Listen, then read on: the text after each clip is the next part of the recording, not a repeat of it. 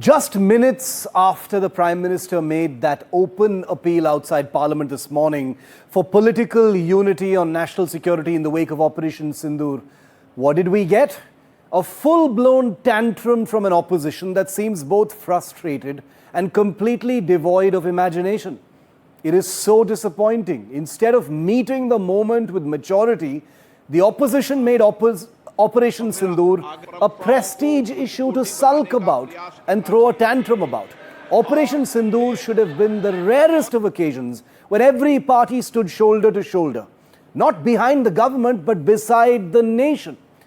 Because what India achieved was extraordinary. We treated terror as an act of war. We struck with clarity, force and message. For once, India did not wait to be a victim, and yet 2 months on, the opposition has reduced this historic chapter to a noisy ego clash over who gets to speak when. Who should really speak first is now the bone of contention. What the Prime Minister is wearing and why it's a good reason to drown out Parliament. Now let's be clear. Of course, Operation Sindoor must be debated in Parliament threadbare. I personally believe an entire special session should have or should be devoted to Sindoor. That's how big it was. I was there, I saw it, remember? That's how deep its impact runs. 16 hours have been set aside by the government, but the opposition does not want a debate. It wants a spectacle, it seems. It wants to be seen applying pressure rather than actually pressing for answers. It wants to be seen to be forcing the government to debate on its terms. It doesn't care about the answers to its questions, at least it doesn't seem so. And that's why the motivations are in question. Should this be about optics or about transparency?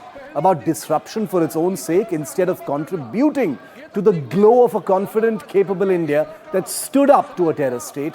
The opposition has bruised itself and busied itself with two things. One, the comically absurd claim these last few weeks that India warned Pakistan before launching the strikes. You remember how Rahul Gandhi obsessively went after Dr. Jai Shankar.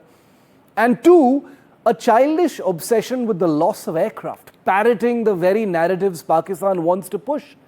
Even 2 days ago, Rahul Gandhi's team quoted Trump, of all people, who made the claim that 5 aircraft had been shot down in the skirmish. Even Trump didn't specify who those aircraft belonged to, but for the Congress, that was enough to start jumping. Accountability is vital, but context is everything. If the only 2 lines of attack that the Congress and its allies can muster are these, it tells you about the intellectual vacuum they're working in. This isn't scrutiny, it's sabotage by boredom and a lack of imagination, by a lethargy of politics. What India did in Operation Sindoor was historic. It was the first time India inflicted war-level punishment on a state sponsor of terrorism outside an actual war. The first time the Indian Navy operated so close to Pakistani shores in decades.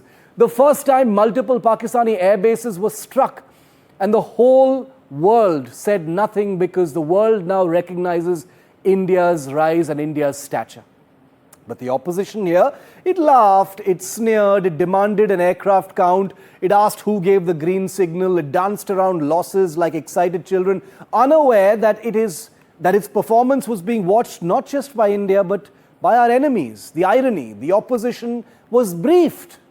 The government kept them in the loop. The bipartisan unity was real. The government did its job by at least keeping everyone in the loop, and that was no favor. They are bound to keep everyone in the loop. So why is the opposition disowning Operation Sindoor now? Why step away from something that the entire political system can and should take credit for? Operation Sindoor's credit goes to the opposition too, right? The tragedy is not that the opposition disagrees. Disagreement is democracy. The tragedy is that it has no sense of occasion, that it cannot even now understand what should unite all of us beyond politics. That the opposition has become so petty, so insecure, so starved of vision that it would rather heckle India's new confidence than be a part of it. And it is part of it. And if that is truly the case, the next time India rises, the opposition may have only itself to blame for being left behind.